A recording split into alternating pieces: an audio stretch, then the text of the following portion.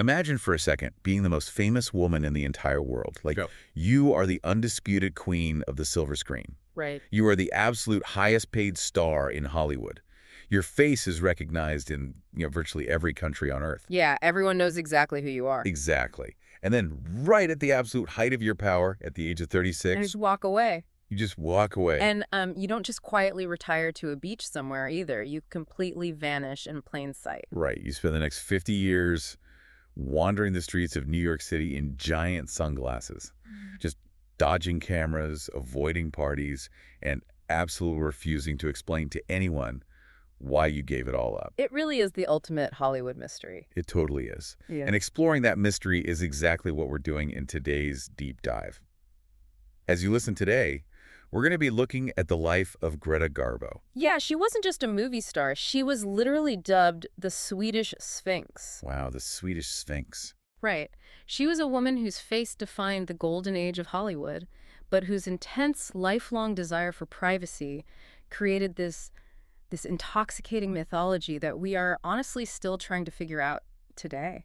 So our mission today is to unpack this incredible trajectory. We really want to figure out how a girl from the impoverished slums of Stockholm became a global icon. We're going to explore the actual mechanics of how she fundamentally revolutionized film, acting with, like, the absolute slightest movement of her eyes. Oh, it's fascinating. And we're going to uncover the truth behind the most famous catchphrase she never actually said. But, to really understand why she walked away from it all at 36. Yeah. And why she built up those massive walls around herself, we first have to understand the absolute bleakness of what she walked out of as a child. Because the glamour of Hollywood is about as far away as you can get from her beginnings, right? Yeah. I mean, I know she grew up in Stockholm, but paint a picture for me. What was her childhood actually like? It was incredibly grim. She was born Greta Lovisa Gustafsson in 1905 in this cold water flat in a working class slum. Oh, wow. And this wasn't, some romantic bohemian kind of poverty. Her parents were laborers who were really just trying to survive. Just scraping by. Exactly. Her mother worked in a jam factory, and her father was a street cleaner and a butcher's assistant. Okay. And Greta, who actually went by the nickname Kata back then, she later described this profound anxiety that hung over that tiny 3-bedroom flat. I can't even imagine. Yeah, she talked about these long, eternally gray Swedish winter nights where she and her siblings would just sit in total silence. Really? Total sound. Yeah, just quiet, while Yeah. her father would scribble these frantic financial figures on a newspaper, and her mother would just be sighing over repairing ragged clothes. That sounds like an incredibly heavy environment for a kid. You can almost feel the tension in the room just talking about it. Oh, and it got so much worse. When the Spanish flu swept through Stockholm in 1919, her father, yeah, and she adored him. They were very close. He got terribly sick, and he lost his job. And it actually fell to Greta to care for him. Wait, how old was she when she was doing all of this? She was only 14 when he died, and by that point, she had already left school. She actually dropped out at age 13. At 13? Yeah. I mean, I know times were different back then, but that has to leave a massive mark on a person. Absolutely. While it was, somewhat common for working-class Swedish girls to leave school early back then, it left her with this massive, lifelong inferiority complex. Really? Even later on? Oh, yeah.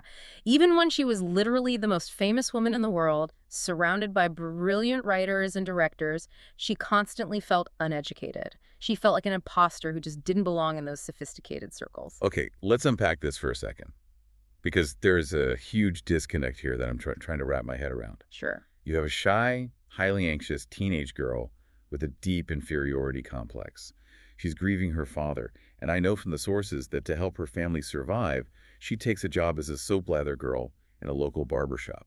How does she possibly bridge that massive gap between scrubbing faces in a barbershop and becoming this revered stage and screen actress? Honestly, through the sheer force of her imagination. Her imagination. Yeah. Yes, she was a shy daydreamer, but her imagination was essentially her survival mechanism. There's this wonderful detail from her childhood where she used to walk to the Mosback Theater in her neighborhood, Okay. and she would just sit by the back door in the freezing cold. Wait, just to physically be near the building? Exactly. She would wait for the actors to arrive, she'd listen to their voices through the door, and just breathe in the smell of the grease paint. Oh, wow. The theater wasn't just a career ambition for her. It was her ultimate escape hatch from the gray reality of her life. She would actually direct her friends in amateur theatricals. So she was kind of a bossy director as a kid. Totally. She was a natural leader when it came to make-believe, because in make-believe, she was finally in control. And I'm assuming that escape hatch eventually opens for real. It does. She eventually gets a job at a department store modeling hats. Okay, a little step up from the barbershop. Right. And that leads to doing some short commercial films for the store, which she really excels at. So she earns just enough money to audition for and study at the Royal Dramatic Training Academy in Stockholm. And that's a huge deal. Massive. And that is where her entire trajectory changes, because she crosses paths with a prominent Finnish director named Mauritz StillerThe. Right. And he's the one who really, quote-unquote, discovers her, right? Yes. StillerThe essentially becomes her mentor and honestly kind of her Svengali. He casts her in a Swedish film called The Saga of Gustav Berling, and he just starts meticulously managing every single aspect of her career. So he sees the potential right away. He was the one who first recognized that raw internal magnetism she possessed on camera. He knew she was completely unique. Which perfectly sets up this legendary collision with Hollywood. So Louis B. Mayer, the head of Metro-Goldwyn-Mayer. MGM. Right, MGM. The biggest studio in the world at the time. He's visiting Berlin, looking for talent. Right. And there is a lot of Hollywood mythology around how Louis B. Mayer actually discovered her. Of course there is. Yeah. So some accounts claim Mayer really just wanted to hire StillerThe, the established director, but StillerThe stubbornly refused to sign a contract unless his young protege, Greta, came along. A package deal. Exactly. But other accounts say Mayer saw her on screen first and was solely interested in her from the jump. Which version is true? Honestly, the exact setup doesn't even matter, because the punchline is the exact same in both versions. Mayer looks at Greta, turns to his daughter, and says, "I'll take her without him. I'll take her with him. Number one is the girl." Number one is the girl. I mean, it sounds like the ultimate fairy tale moment. The big Hollywood boss hands you a golden ticket to America. It does sound like that. But the reality of them arriving in the States in 1925 wasn't exactly a red carpet rollout, was it? Oh, it was far from it. When they got to America, MGM essentially ghosted them. Wait, what? How does a major studio bring talent all the way across the Atlantic and then just ghosted them? Because to the MGM machine, she wasn't a star yet. Wow. The studio was highly disorganized, and a lot of executives just viewed her as this weird, quiet luggage that the eccentric European director insisted on bringing along. That is so insulting. It really was. They ignored Garbo and StillerThe for 6 whole weeks in New York, and then they finally put them on a train to Los Angeles, only to ignore them for another 5 weeks once they arrived. Oh my gosh. Greta was so miserable and terrified that she actually wrote a letter to her boyfriend back home saying she was ready to give up and return to lovely little Sweden. I mean, think about how demoralizing that must be. It's like getting hired as part of a corporate package deal, moving across the world for the job, and then realizing the company only really wanted your boss and doesn't even have a desk for you. Yeah. You'd feel totally worthless. Exactly. And what's fascinating here is that that feeling is crucial to understanding her later behavior. How so? This early mistreatment by the studio planted the seed for her legendary future rebellions. She learned very quickly that the studio didn't inherently care about her as a human being. Right. They just cared about the bottom line. Exactly. It wasn't until a brilliant young executive named Irving Thalberg stepped in, actually gave her a proper screen test, and realized the absolute gold mine they were sitting on. So Thalberg saves the day. He takes over, he gets her teeth fixed, has her lose some weight, and deliberately starts crafting the exotic, worldly Garbo image. And that image just immediately catches fire.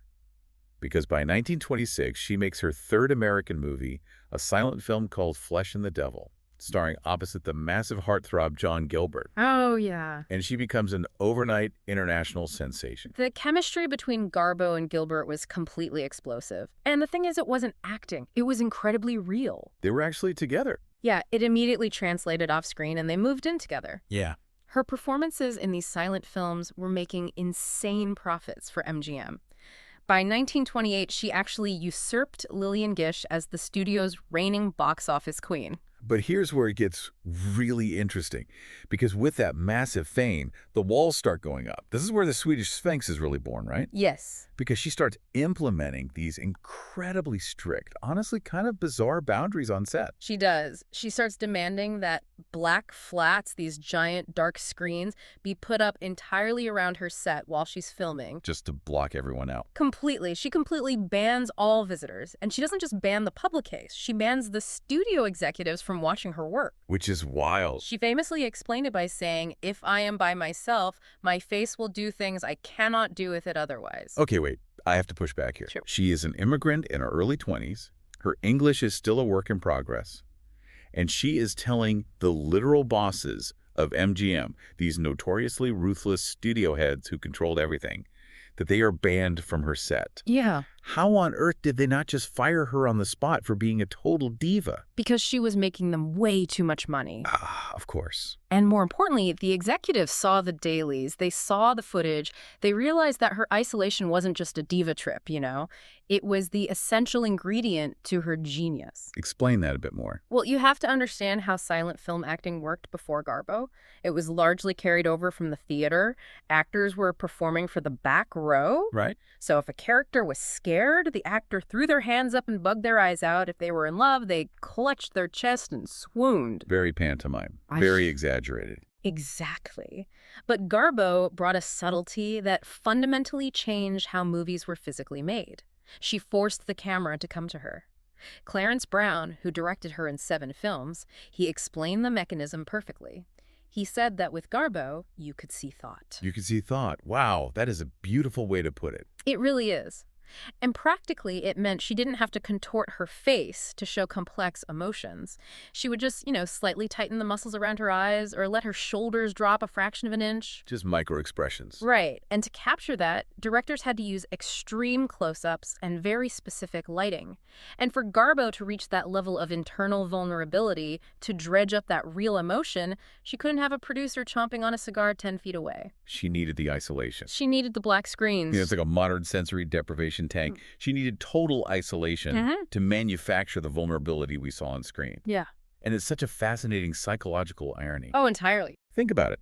She has this profound anxiety, this deep-seated trauma and inferiority complex that makes her want to hide from people in a dark box. Right. But doing that is the exact mechanism that allowed her to manufacture this incredible on-screen intimacy. Her literal need to hide is what created the vulnerability that made the entire world obsessed with looking at her.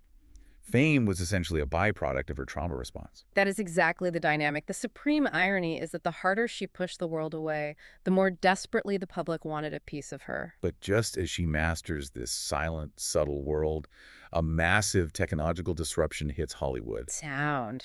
The talkies arrive. Right. And this feels a lot like the panic we see with AI today, doesn't it? You have people who are the absolute pinnacle of their careers, but overnight, a new technology arrives, and if you don't have the exact right hardware to adapt to it, you become totally obsolete. That is a perfect comparison.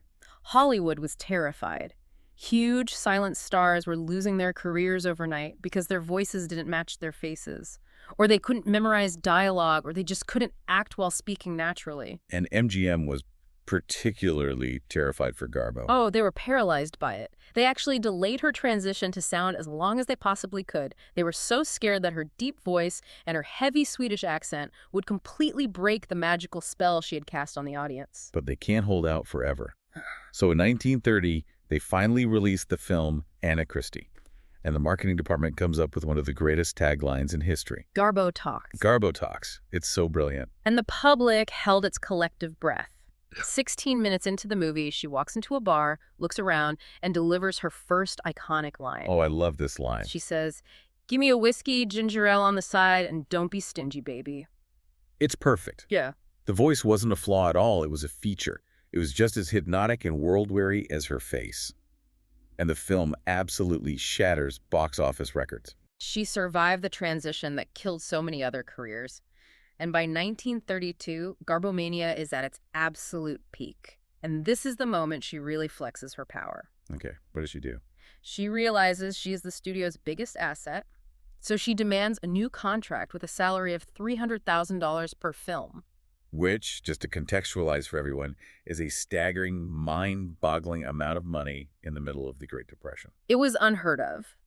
But if we connect this to the bigger picture, we have to look at how the 1930s studio system actually operated to appreciate how revolutionary this was. Right, because they held all the cards. Exactly. Back then, studios literally owned actors. You signed a 7-year contract, and you were essentially an indentured servant. The studio dictated what movies you made, who you dated, what you wore in public. Wow. And if you refused a role, they suspended you without pay. They held all the power. So how did she flip the script? How did she get away with demanding $300,000?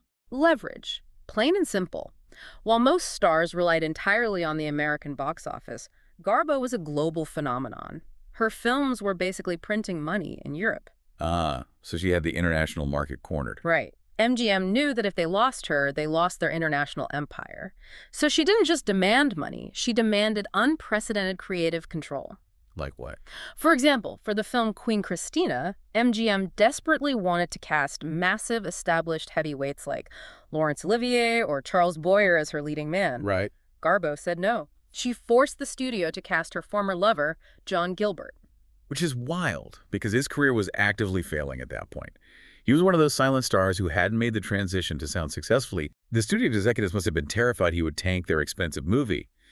But Garbo just dug her heels in. She did. She told them it was Gilbert, or she walked. And she prevailed. I mean, she went from being the ignored, terrified immigrant girl sitting in the waiting room for weeks to the undisputed premier prestige star of MGM, dictating terms to the men who used to ignore her. Talk about a power move. Yeah. She was untouchable. Completely. But, she had absolute control over the studio. But the one thing she couldn't control was the world outside the studio. Right. And that brings us to the decline. Because by the late 1930s, the global landscape is shifting beneath her feet. How does a star whose entire brand is built on this aloof, European aristocratic glamour survive when the Great Depression is dragging on and American audiences are starting to deeply resent the rich? That's the exact problem. The audience's appetite shifted. Americans were tired of tragic courtesans and brooding European queens. They wanted homegrown, relatable, fast-talking stars, people like Clark Gable and Jean Harlow, people who felt like they could be your neighbor. And Garbo was definitely not your neighbor. No, absolutely not. And despite the fact that she was turning in universally acclaimed performances, she made Camille during this era, which many critics and Garbo herself considered her absolute masterpiece. Right, it's the legendary performance. But her films started losing money domestically. They were entirely kept afloat by the European box office. But then, in 1938, the bottom fell out. What happened? An association of independent theater owners took out an ad in a trade paper, and they brutally labeled Garbo, along with a few other stars like Katharine Hepburn, as box office poison. Ouch. Being officially labeled box office poison in print has to stink. It was devastating. So MGM panics, right? Yeah. They decide they need to completely rebrand her image to save their investment. Exactly. They pivot her to a comedy. In 1939, they released Ninotchka, directed by the legendary Ernst Lubitsch. Okay. And playing off their old marketing trick from the talkies transition, the tagline this time is Garbo laughs. Clever. And does it work? Surprisingly, it does. The movie is a huge hit. She's actually very funny in it, and it seems like her career is saved. But then the studio gets greedy. Oh, no. Yeah, they try to replicate that exact same success in 1941 with a movie called Two-Faced Woman. And let me guess, lightning does not strike twice. It was an absolute disaster. The studio tried to forcefully mold her into this chic, modern, sporty, Americanized woman. They had her dancing the rumba, skiing, swimming. That doesn't sound like Garbo at all. It felt completely inauthentic. The critics absolutely hated it. They thought it was beneath her dignity. Garbo herself was deeply humiliated by the response. She later referred to the film as my grave. Wow. And that was it. At age 36, after 28 feature films, she just stops. Okay, this is the big mystery we started with. Did she actually intend to walk away forever right then and there? Or did she just get spooked by the bad reviews and plan to come back after the dust settled? The historical record is highly ambiguous on this. Our best understanding is that she didn't necessarily plan on Two-Faced Woman being her final bow, but look at the timing. It's 1941. Right. World War II is completely engulfing Europe. That crucial European box office market, the safety net that had kept her career viable when American taste changed, simply vanished overnight due to the war. Right, because theaters in Europe are either closed or destroyed, and international film distribution just grinds to a halt. Exactly. So finding the right vehicle for her suddenly became incredibly difficult and financially risky for the studios. Now, she didn't just sit in a dark room and vanish instantly. She actually signed on to a few projects over the next decade. Oh, really? Like what? There was a Balzac adaptation in 1949 where she even traveled to Rome and did extensive screen tests. So she was trying. She was, but the financing kept falling through, or she would just get cold feet. So it's a mix of circumstance and choice. Mm-hmm. But ultimately, she had the resources to force a comeback if she truly wanted one. Right. As George Cukor, who directed her last film, observed, she just sort of gave up. She didn't want to go on. Yeah. And decades later, she essentially confirmed that to a biographer. She said, "I was tired of Hollywood. I did not like my work. I really wanted to live another life." And she lived that other life for 50 years. Half a century. Yeah. She became a naturalized U.S. citizen, bought a 7-room apartment overlooking the East River in Manhattan, and spent the next half-century fiercely protecting her anonymity. She asked her friends to call her Miss Brown, or Gigi. Miss Brown. If you called her Greta, she would literally ignore you. And she curated this incredibly private but very affluent life. I mean, she wasn't living in poverty again. She built a multi-million-dollar art collection with original works by Renoir and Bonnard. Very comfortable. She took these legendary long, solitary walks around New York City. Garbo watching actually became a sport for paparazzi and curious New Yorkers who would try to catch a glimpse of her in her trench coat and sunglasses. And we really have to clear up some of the mythology around this long retirement. First, let's correct the record on her most famous quote, the line from the movie Grand Hotel that everyone misattributes to her real life. Everyone thinks she said, "I want to be alone." Right, which paints her as this bitter misanthrope who just hated humanity. But she was very specific about correcting that later in life. She said, "I never said I want to be alone. I only said I want to be LT alone." There is a world of difference. A profound difference. It's the difference between hating people and simply demanding boundaries. And she wasn't a total hermit. She had friendships and relationships, though they were incredibly complex. Right. She never married. She famously left John Gilbert at the altar back in the 1920s, but she later confided to Ava Gardner that he was the only man she truly loved. Yet the historical record also shows her romantic life was much broader than that. She was likely bisexual or predominantly lesbian, having a volatile 30-year romance with the writer Mercedes da Costa, among deep correspondences with other women. So she had a rich, albeit very guarded personal life. She did, but even with those connections, she suffered from profound melancholy. She frequently described herself in letters as drifting. She told a friend she suffered from deep depression. That's so sad. The lack of a creative outlet, combined with her intense isolation, really seemed to take a heavy toll. There's this one story from the sources that really illustrates the tragic side of that isolation. The Norwegian actress Liv Ullmann, who was often compared to Garbo, spotted her in Central Park one day. Oh, this story. Yeah, Ullmann was so thrilled, she ran over just to greet her idol. And Garbo didn't just ignore her, she physically ran away. Wow. Ullmann said she stopped chasing her because she realized Garbo looked genuinely frightened. It's a heartbreaking image, isn't it? The woman who could effortlessly command the attention of millions on screen, fleeing from a single admirer in a park because she was just so terrified of being perceived. So when we step back and look at the whole picture, from the gray slums of Stockholm to the absolute pinnacle of Hollywood power to 50 years of wandering New York as Miss Brown, what is the ultimate takeaway here? Was her retirement a tragedy of unfulfilled potential, or was it a massive victory of self-preservation? I genuinely think it's a testament to her agency. She gave us everything she had to give on screen. Her cinematic legacy is totally secure. Definitely. As we discussed, she was the pioneer of internal, naturalistic acting on camera.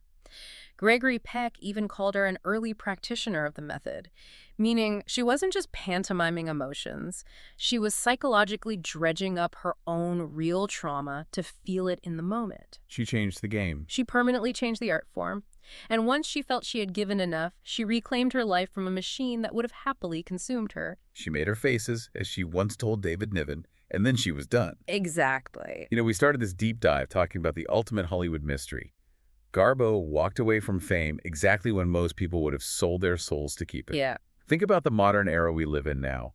Everyone is constantly broadcasting every mundane detail of their lives online. We are absolutely terrified of being unseen. We really are. And yet, Greta Garbo's greatest and most lasting performance might just be her 50-year silence. Huh. It leaves you wondering, what does it really say about us?